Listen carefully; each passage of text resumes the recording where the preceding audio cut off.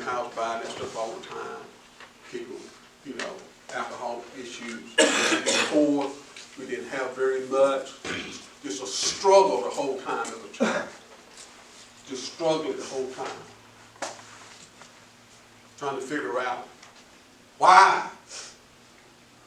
You look at, we look at other people's families, and you say, well, why did this have to happen to me? Why could I have a decent home? Why did we have to be? You know, I used to think as a child I was dropped off by a stork. Y'all know what that is? The cartoons on TV. You grow up and I wondered about things. Why? And even the people who helped raise me, I started work when I was 8 years old. Actually, needed money. But there was a white couple. They had no children. And they had a business.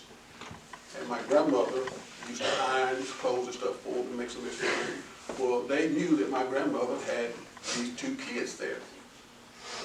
And so the lady, one day she came up and she said, would you like to go to work for us? Well, I'm thinking, go to work and make money. As a child now, I'm 8 years old. So she said, well, you'll have to get up at 4 o'clock in the morning. I thought, 4 o'clock in the morning? Oof. She said, well, I'll be by and pick you up. Well, she came by to pick me up and I wasn't up. So the next time she said, if you want to work for us, you've got to be up and ready to go. They had a newspaper business. And she said, I'll pay you $1.50 every morning. Now, $1.50 don't sound like much now, but when I was an 8-year-old boy, $1.50, it was a long ways. They helped pay the rent of the old house we lived in. They paid me $5 a week to live in the old house, old shotgun house. Some of y'all may not know what them is. So the rent was $5 a week. And then we had a hard time getting that.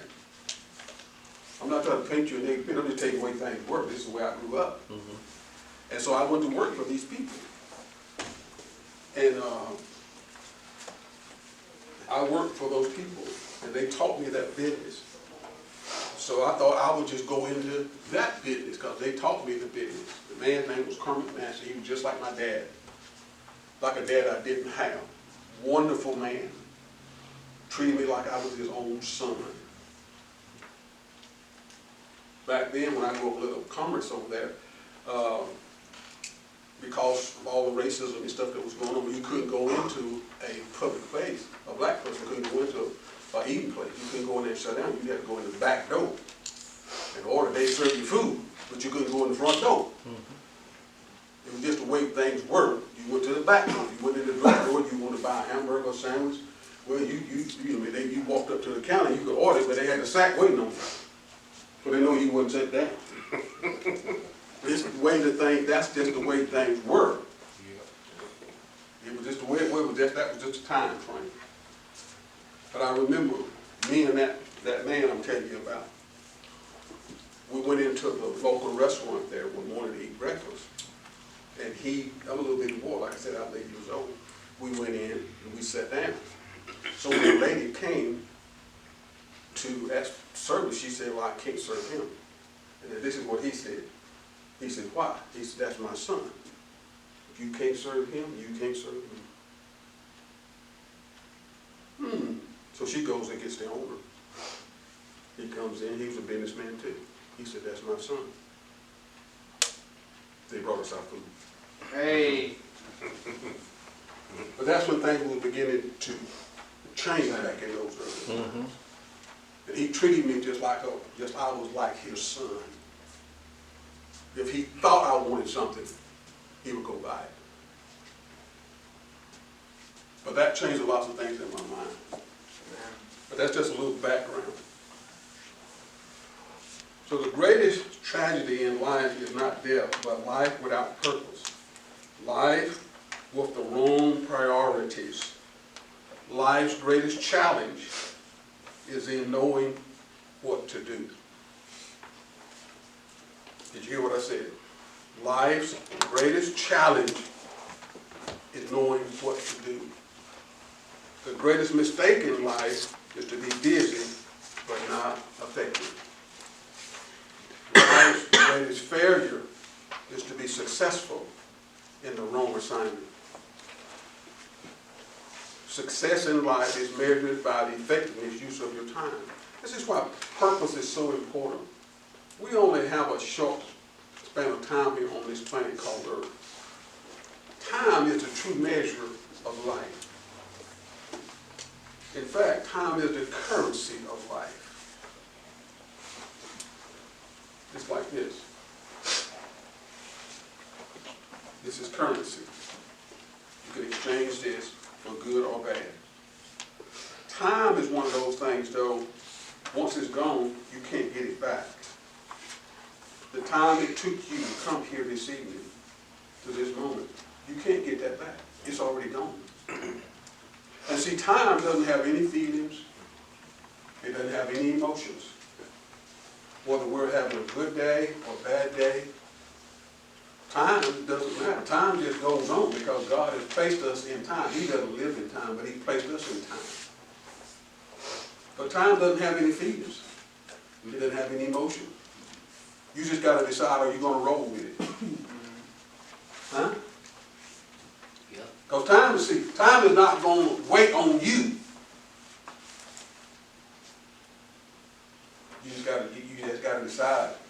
I'm going to move beyond where I am or stay right here. But time's not going to wait on you to do anything. You have to decide what you're going to do with it. How you spend your time determines the quality of your life and death. See, how you spend your time. That's why when you come here, I don't want to waste your time. And I don't want to waste my time.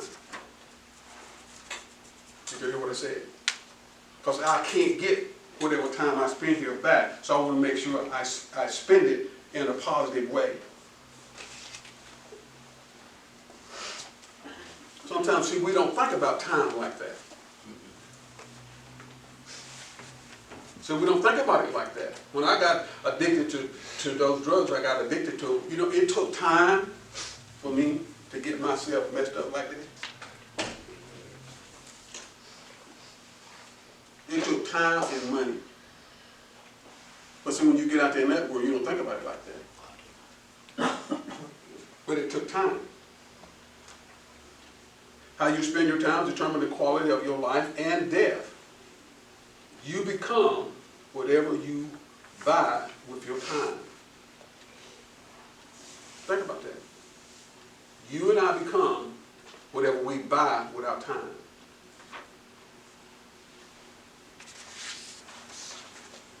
Are you listening to me? Mm-hmm. So when you get out there in the drug and alcohol world, it takes time to develop a wrong mindset. It took time, it took effort.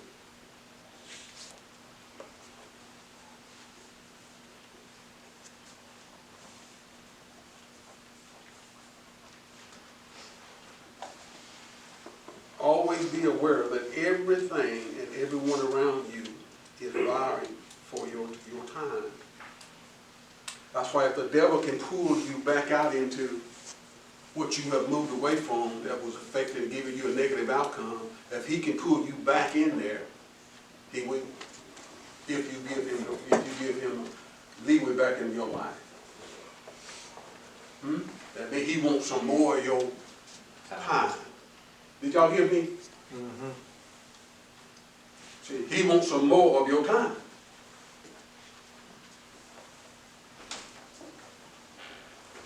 I'm trying to figure out how you're going to get rid of it. Your time is important because your time is your life. My time is my life. See, if you waste, if you're a project counter or whether you're in drug court, either one, or maybe neither one of them. If you waste the 12 months it takes you to graduate from project county, and you waste that time and leave that program, and you spent 12 months of your life and that time invested in that, and you go back out and do something stupid. Are y'all listening to me? That's time. That's time. It's drug court. How long it take you to go through that process? That's time you spent. Your life you spent trying to correct some bad decisions that you made. But for you to go back and start the process over again, it'd be like you need your head examined.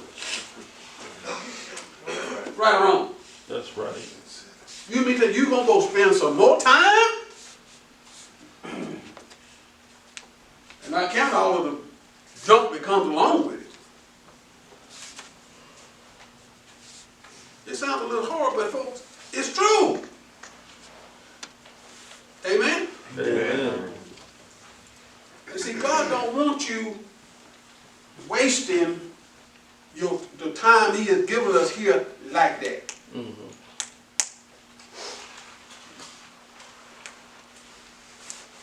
So when I got off on drugs and alcohol, all that crazy living, the people that helped raise me, that made me, I did not want them people to know I was ashamed of myself.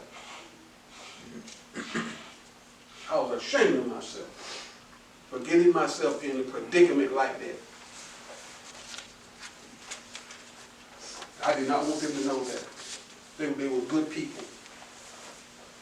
They were good people. That meant for those people, I don't know what would have happened to me. But see, God sent those people. Even though in my natural family things wasn't going well, but He sent those people to make sure that I had clothes on my back, I had decent shoes on my feet, Amen. I had food in my mouth.